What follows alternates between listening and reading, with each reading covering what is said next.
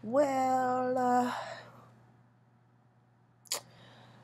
hello everybody. It is March 5th at 11:19 a.m. and today is my second day of school, which I am at LPN school, nursing school. I am currently a CNA, but I decided to further my education because,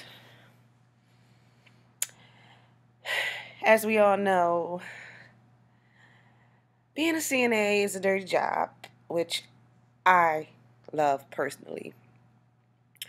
But I am 36 years old and I do not want to be a CNA when I'm 60 because we know that that will be like a strain because it's a heavy, heavy job. But anyway, I am getting ready to study. Studying is like the hardest thing ever for me to do because I don't know how to do it. I haven't been to school in almost 20 years. But I will get through it because I want that degree. I need that degree. And I'm going to get that degree by the will of God. He's going to make it happen. So I just want to say to everyone less than perfect complexion, but your skin could look so who has a dream to follow your dream. Because no one can do it but you. No one can do it for you. And the first thing that I am going to study, which is maybe like the hardest thing for me, is A and P. I hate science. I hate it. But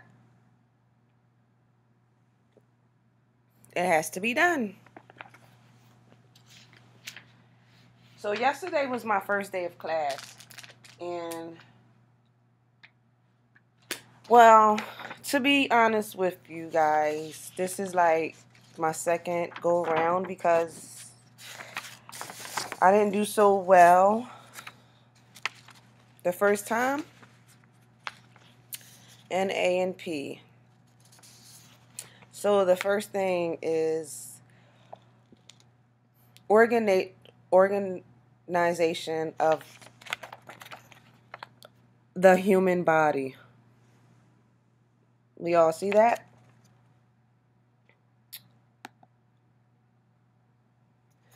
The human body. And first thing first, anatomy is study of the structure. Physiology is study of the body function. And pathophysiology is study of body malfunction. So that's basically like I guess like a non-balanced body. Well, homeostasis means to balance, to stay the same, as like it's like a healthy person whose body stay the same at all times to keep the body healthy. So patho means like basically an unhealthy person. So it's like the study of malfunction, like like what went wrong and how it's to be treated. Physiology, anatomy and physiology has its own language, which is like med terms.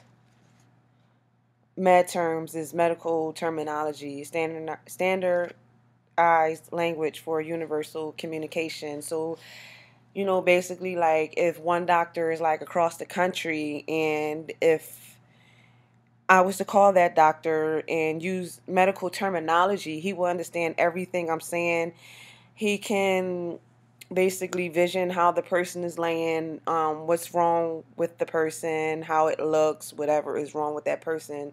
Because Medical terminology is like a whole different language. It's just like learning Spanish or learning a different language other than the language that you use on a daily basis, the language that you know. So medical terminology has like a root word, a prefix, and a suffix. So you have to know what the prefix mean and the suffix mean and the root word mean, and then you put it all together, and then you have like the meaning of the word. So med terminology tutorial is at www.nim, which is nim.nih.gov/medline plus /medicalwords.html, which is, I probably said it wrong, so I'm going to, if you all can see where my finger is, sorry about that. If you can see where my finger is, I can't see. Okay. That's the, well, it might not be clear, but whatever. Anyway, several sources of terminology is Greek, Latin. Then you have acronyms, which is like AIDS, or cabbage, which is CABG. Then you got eponyms, which is like Parkinson's, Foley catheter. Spelling is extremely important because then you have like dysphagia, and then you have like dysphagia. And dysphagia is dysphagia, which is condition of or difficult swallowing, which is dysphagia.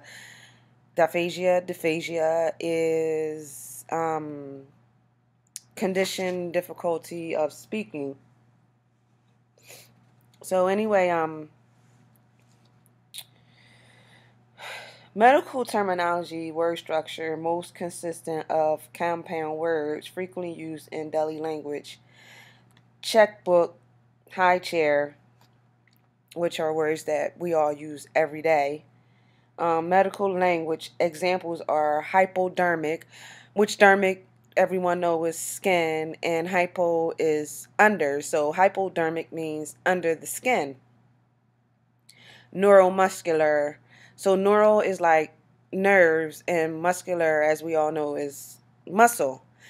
So neuromuscular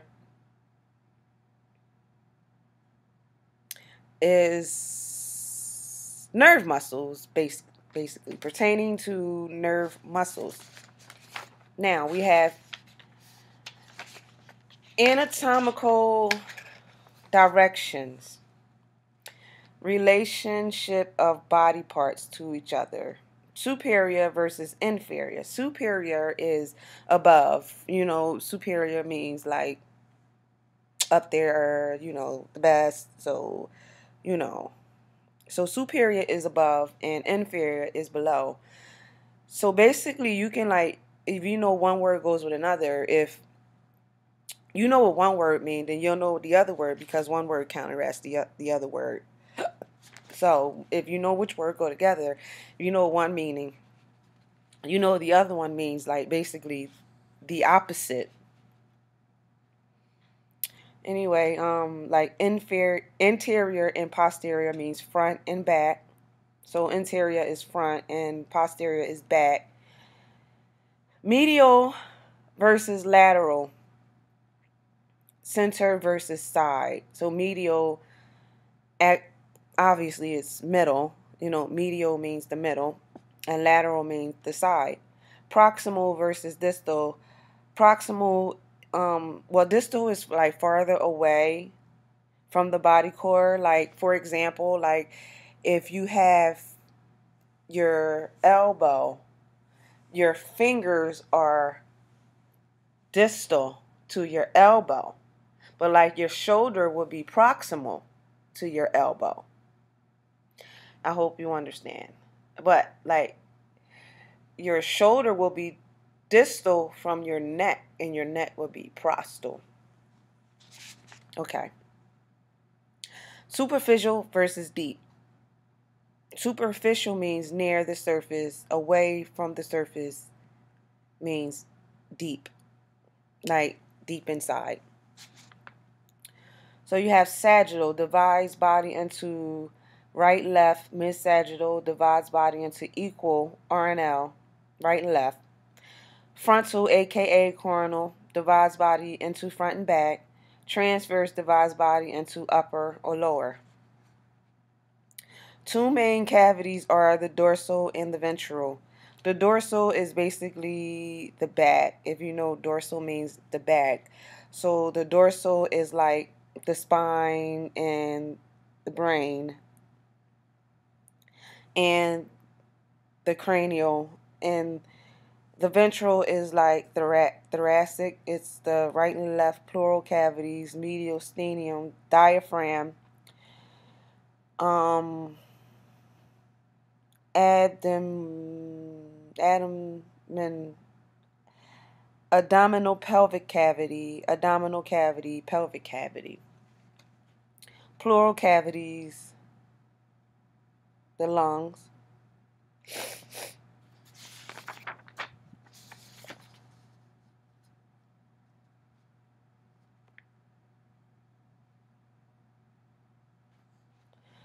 Abdominal areas, intersecting lines, divided A, B, D into specific areas, useful for describing specific location signs, viscera. Viscera is organs, basically. 9 regions of 4 quadrants: upper hypochondriac, right, left, epigastric, middle, lumbar, right, left, umbilical, lower iliac, right and left, hypogastric. 4 quadrants of the abdomen is RUQ, which means right upper quadrant, RLQ, which means right lower quadrant, LUQ means left upper quadrant, and LLQ means left lower quadrant. Axial versus appendicular. Appendicular is the upper extremities and lower extremities. The axial is the head, neck, and torso. So basically, the axial is everything but your legs and arms, and the appendicular is the legs and arms. Body function. Several depends. Survival depends on homeostasis. Homeostasis, like I said, is the balance for the body to stay the same. And relative